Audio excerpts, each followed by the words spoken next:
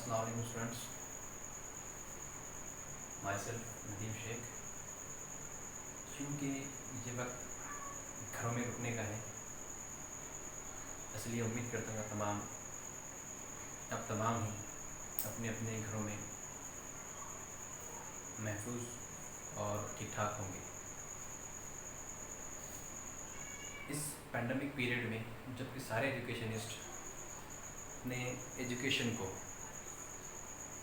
जहाँ तक हो सके इंटरनेट के थ्रू और ऑनलाइन प्रोसेसेस के थ्रू ही कंप्लीट कर रहे हैं, वहीं मैं भी चाहता हूँ कि वो उन लोगों के लिए जो लोग एजुकेशन के लिए और ख़ास तौर से केमिस्ट्री के लिए मुझ पर डिपेंड करते हैं, उनके लिए मैं कुछ लेक्चर रिकॉर्ड करूँगा और अपने यूट्यूब चैनल पर उसको अपलोड करूँगा। उम्मीद करता हूँ कि आप तमाम को ये कंटेंट फ़ायदा ही पहुँचाएगा। तो इसी मुनासिबत से हम कुछ लेक्चर रिकॉर्ड करेंगे और ये आज का फर्स्ट लेक्चर जो मैं स्पेशली 10+2 क्लासेस के लिए रिकॉर्ड कर रहा हूँ, क्योंकि बिल्कुल बेसिक और मैं कहूँगा एक इंट्रोडक्टरी पार्ट है केमिस्ट्री का। तो वहीं हम आज डील करेंगे। एक छोटा सा 10-15 मिनट का लेक्चर रिकॉर्ड करते हैं। तो आइए स्टार्ट करते हैं केमिस्ट्री। बट उससे पहले, जिस तरह तमाम ही जानते हैं, हम सबको पता है कि जिस तरह एनर्जी के लिए या फिर हम कहेंगे एनर्जिटाइज होने के लिए उनको मील, कुछ फूड मटेरियल और कुछ न्यूट्रिशंस की ज़रूरत होती है, उसी तरीके से अपने एम्स को, अपने एम्बिशंस को एक्वायर करने के लिए हमको मोटिवेट होने की भी ज़रूरत होती है। इसी मुनासिबत से एक चाइनीज़ फ़िलासफ़र है, इसका नाम है लाओ त्सो। कहता है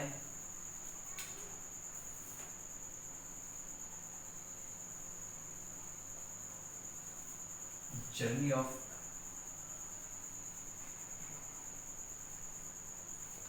thousands mile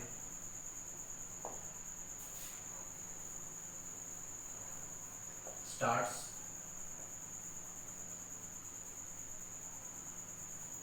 with a single step.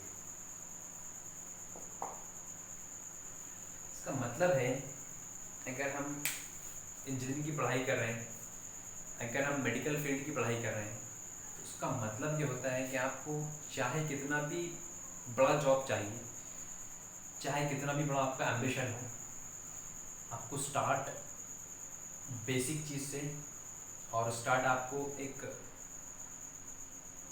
Simple चीज़ से ही करनी पड़ेगी। मतलब ये कि आपको सफ़र कितना भी लंबा तय करना पड़े, आपको स्टार्ट जो करनी पड़ती है वो पहले कदम से ही शुरू करना पड़ता है। इसका मतलब ये है कि अगर मैं किसी टीचर का, क्योंकि मैं एक टीचर हूँ, मैं अपना ही एग्जांपल लूँगा, क्योंकि एक टीचर को टीचिंग करना है तो उसके लिए ये पेन और ये वाइट बोर्ड, ये एक बेसिक चीज़ है। अगर कोई टीचर ये पेन का या ये बोर्ड का इस्तेमाल नहीं करता है तो मैं नहीं समझता कि वो अपनी टीचिंग को एफिशिएंट या इफ़ेक्टिव बना सकता है, क्योंकि ये टीचर की एक बेसिक नीड है। इसके बगैर टीचर टीचिंग कम्प्लीटली नहीं कर सकता और सेटिस्फैक्ट्री टीचिंग नहीं कर सकता। इसलिए हमको बेस से होकर ही गुजरना पड़ेगा, और वो बेस हमारे लिए यहाँ पर बताया हुआ है कि सिंगल स्टेप। आपको सफ़र कितना भी लंबा तय करना पड़े, स्टार्ट आपको सिंगल स्टेप से ही करना है। तो आइए इस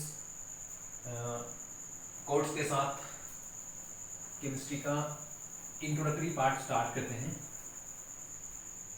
और केमिस्ट्री को बताने से पहले मैं चाहूँगा कि थोड़ा सा आपको साइंस बता दूँ, what is mean by science. बहुत सारे बच्चों को साइंस का मतलब पता भी है। Science means to acquire knowledge, किसी चीज़ के बारे में इंफॉर्मेशन लेना या जानना। अब क्योंकि हमारे पास साइंस में मेनली 4 ही ब्रांचेज हैं, जिसको हम कहते हैं mathematics, biology, physics and chemistry. और हम साइंस का लफ्ज़ी माना जानना या एक्वायरिंग नॉलेज। अब हम अगर इस लफ्ज़ी माने के हिसाब से साइंस को डिफ़ाइन करते हैं तो साइंस का मतलब होगा कि नेचर को जानना या नेचर के बारे में स्टडी करना। अब नेचर में हमारे पास, हम नेचर को स्टडी करते हैं और उसको अपनी अपनी कैपेबिलिटीज़ के हिसाब से 4 हिस्सों में डिवाइड करते हैं, जिसको हम कहते हैं कि mathematics, biology, physics and chemistry. उसमें से हम यहाँ पर स्पेशली मैं आपको जो केमिस्ट्री का पार्ट है वही डील करवाऊँगा और वही आपको पढ़ाऊँगा। तो केमिस्ट्री का डेफिनेशन से हम स्टार्ट करते हैं इसका introduction. First of all, how can you define chemistry? Chemistry को हम डिफाइन करते हैं कि स्टडी ऑफ मैटर और its interaction with other matter. Study of matter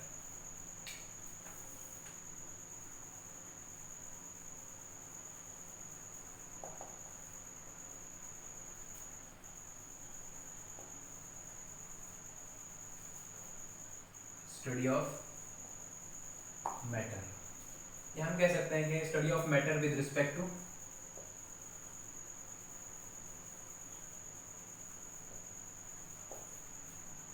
structure,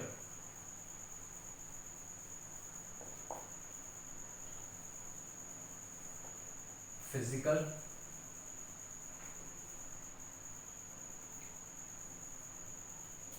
chemical properties और इट्स कंपोजिशन।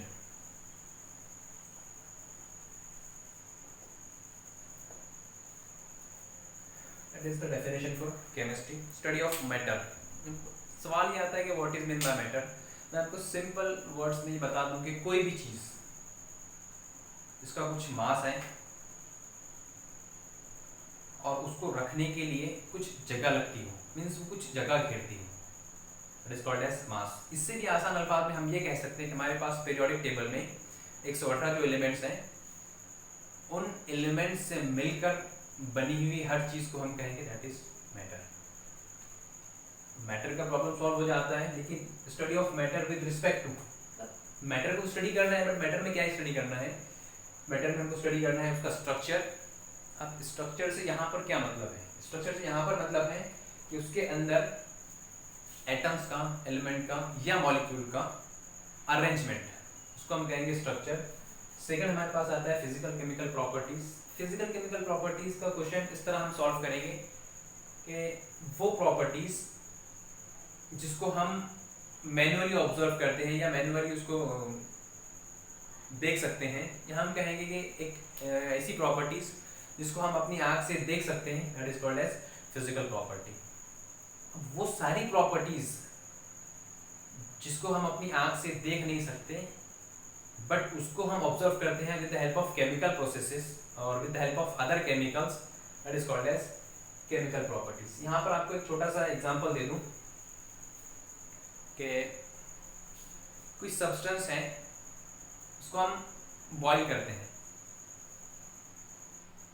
हमको दिखता है वाटर बॉईल हो रहा है, फिजिकल प्रॉपर्टी।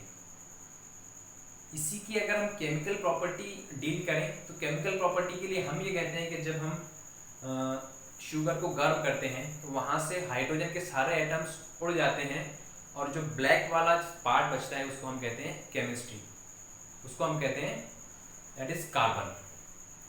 बट सवाल ये आता है कि आपको कैसे पता चला कि ये जो उड़ रहा है ये हाइड्रोजन है और ये जो ब्लैक वाला नीचे सब्सटेंस रह गया है, रेसिड्यू है, इसको आप कार्बन कह रहे हैं।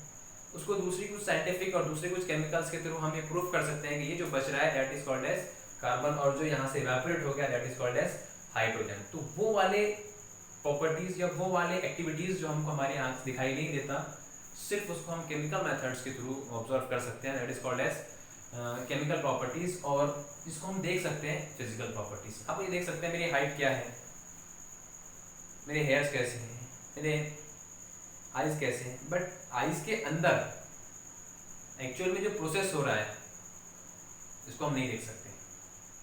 अंडरस्टूड? थर्ड हमारे पास में कंपोजिशन।